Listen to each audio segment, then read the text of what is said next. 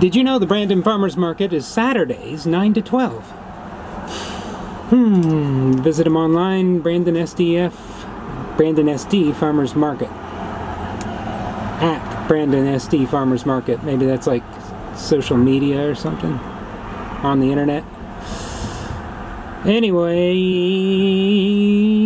that's not why I'm sitting here staring at this sign. It's hot out and the truck just did that thing where it just stops running. So it stopped running at a stoplight, and this nice guy just came and pulled me to this parking lot. It's incredibly nice.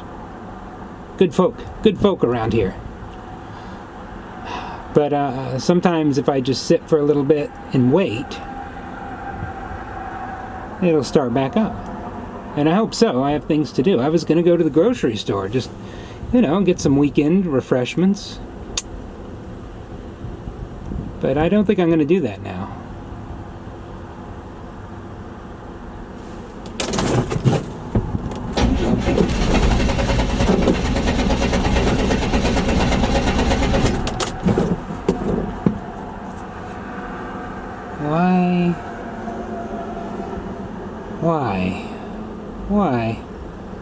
Why?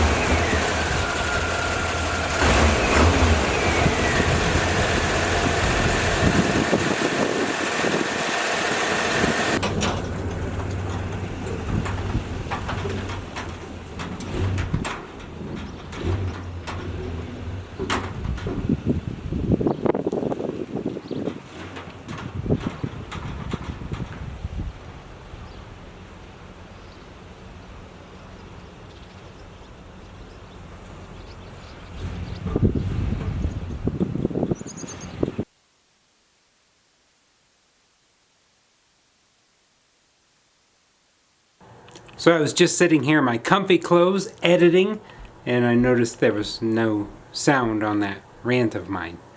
Anyways, I had to call my father-in-law, and he came with the jumper cables, and we tried, because I ran the battery dead and it wouldn't start, so he pulled me home. That's probably the 15th, 20th time he's pulled me since we moved here. So. But I remember a tractor recently was not wanting to start, installing and not getting enough fuel, so he loosened the fuel cap to try to let a little more air in, and that worked for a while, and I thought, well, maybe that's it. Maybe my fuel, something isn't venting, whatever, just something that was there in the back of my head. So I loosened the fuel cap, plugged in the battery, because the battery is 12 years old. It's a little alarming. It was alarming to him that my battery is 12 years old, and if it's alarming to him, if the upkeep on something is alarming to my father-in-law, then... So I plugged in the battery, charged it up, loosened the fuel cap, started right up.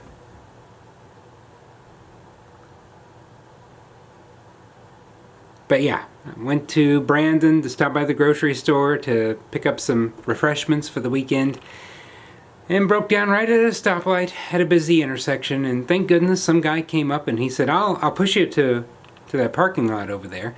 And I said, oh, it was a newer truck that he had with like a kind of a plasticky bumper. I said, no, I don't want to mess up your bumper. And he said, I have a tow rope then, I'll tow you. So he towed me. It was nice. It was really nice. I mean, because I still feel like breaking down in Brandon.